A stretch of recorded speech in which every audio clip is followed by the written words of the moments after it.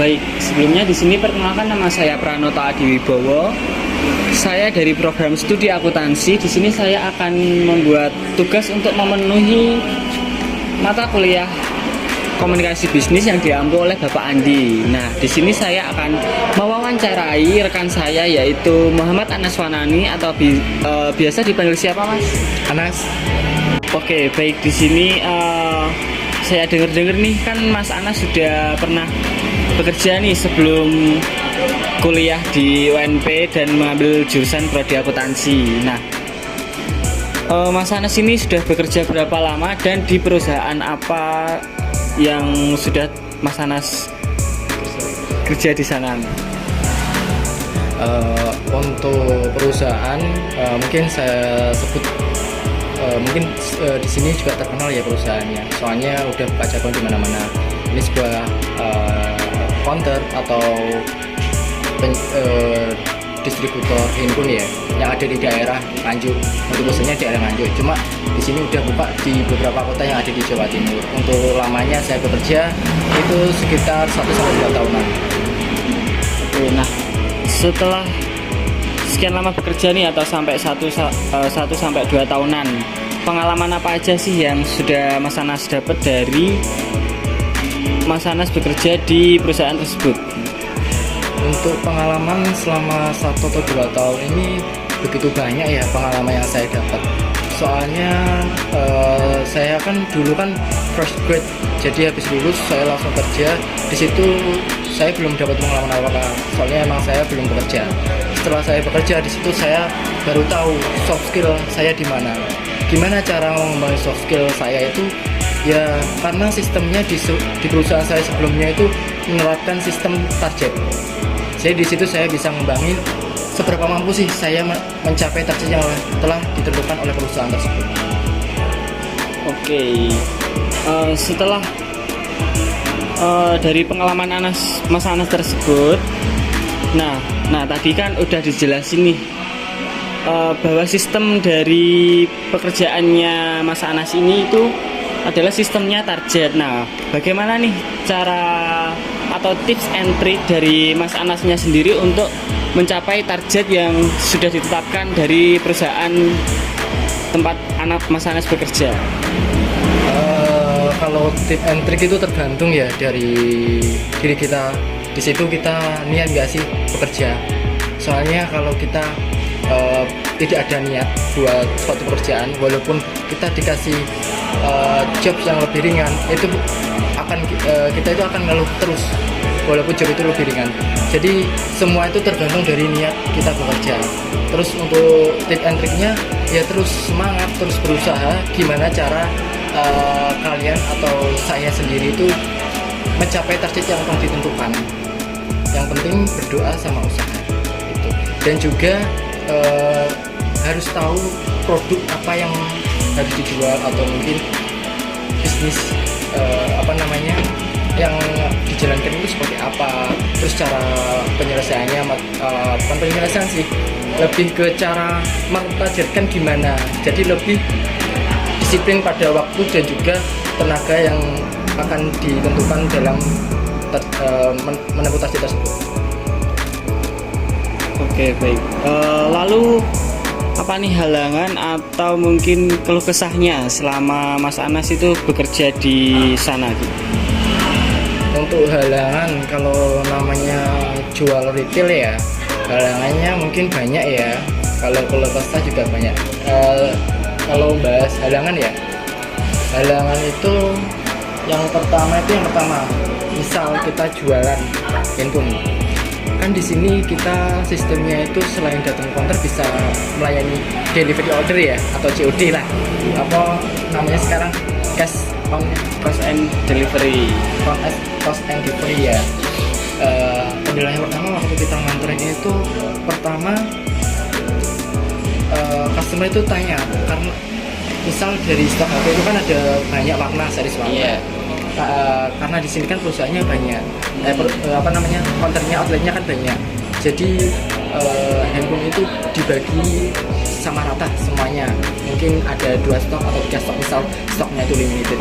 Nah, kendalanya itu di stok warna. Kadang di outlet yang saya stay itu kan stok warnanya cuma ada warna grey sama warna putih lah, sedangkan yang dicari sama customer itu warnanya warna blue. Kita cari warna blue itu kadang harus sampai ke outlet di cabang yang sangat jauh untuk ambil stok tersebut. Terus belum juga kehalangan sama kondisi cuaca, belum halang nanti kalau di jalan ada apa-apa, mungkin resikonya di situ itu kalau di jalan ya. Terus kalau di outlet resikonya juga banyak sih. Salah satunya mungkin kalau kita sebagai kasir itu kalau ada barang hilang atau stokannya hilang, kita bakal ganti stokan tersebut. Terus keluhannya kalau namanya kita kerja ya selalu ada keluhan sih, entah dari sistem target, entah dari sistem pembagian atau mungkin hari libur dan lain-lainnya masih ada, apalagi sama sesama temen biasanya kan ada crash ya kayak gitu. Nah selanjutnya nih bagaimana sih cara Mas Anas menanggapi kalau partner kerja kita itu kayak nggak suka nih sama kita? Nah tanggapan dari Mas Anas itu bagaimana cara untuk menanggapi kayak rekan kerja yang seperti itu? Kalau saya pribadi ya, namanya kita cari rezeki, kita cari uang dimanapun tempatnya. Yang namanya apalagi jualannya kita kan di sini sistemnya target. Ya, gimana sih cara nembus target kan? Mesti kita memanfaatkan momen lah. Di situ mesti ada selisih paham antara rekan kerja yang satu dengan yang satunya. Kalau misalkan nih kita udah tembus target, kita yang pertama itu harus mengetahui kondisi teman kita. Misal kita udah memenuhi target di hari yang belum ditentukan dan teman kita itu belum memenuhi, kita bisa lah membagi target itu pada teman. Maksudnya bukan membagi hasil kita ya, kita bisa membagi untuk customer yang masuk itu dikasihkan ke teman kita yang belum mendapatkan target kayak gitu. Terus kalau misal ada teman yang iri sama kita, bodo amat aja, karena kalau saya pribadi mengurusin orang yang nggak suka sama saya itu membuang-buang energi aja. Nah dari setelah penjelasan dari Mas Anas tadi tentang pengalamannya, lalu dari keluh kesahnya, atau mungkin dari bagaimana sistem kerjanya di sana, itu dapat saya simpulkan bahwa kita itu bekerja itu harus jangan saling senggol lah, tapi mungkin saling senggol itu ada, cuma kalau semisal di tokonya Mas Anas kan sistemnya retail, nah itu kan sistemnya kayak target gitu, kerja target gitu ya.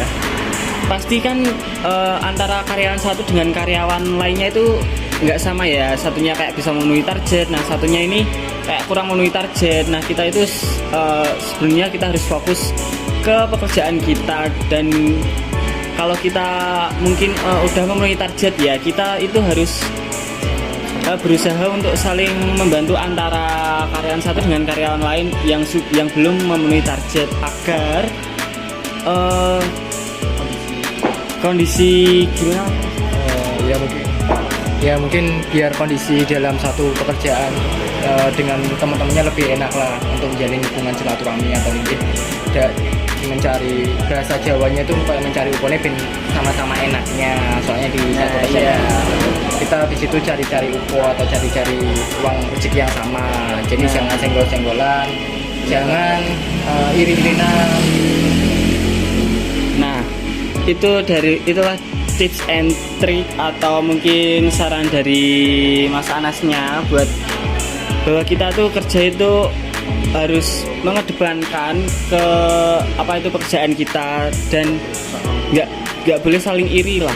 Kayak kita itu sudah ada proporsinya sendiri-sendiri, walaupun kayak kita kadang melihat teman kita itu berada di atas dan kita di bawah, tapi kok secara itu kita sudah merasa maksimal, tapi kok kenapa kita tuh nggak bisa kayak partner kita. Nah itu kita nggak boleh iri ya, kayak kita tuh harus mau bertanya lah, atau Oke, dari sekian obrolan kita tadi, terima kasih buat teman-teman yang udah menyimak. Mungkin mohon maaf kalau mungkin kurang maksimal atau dari kitanya kurang, ya begitulah.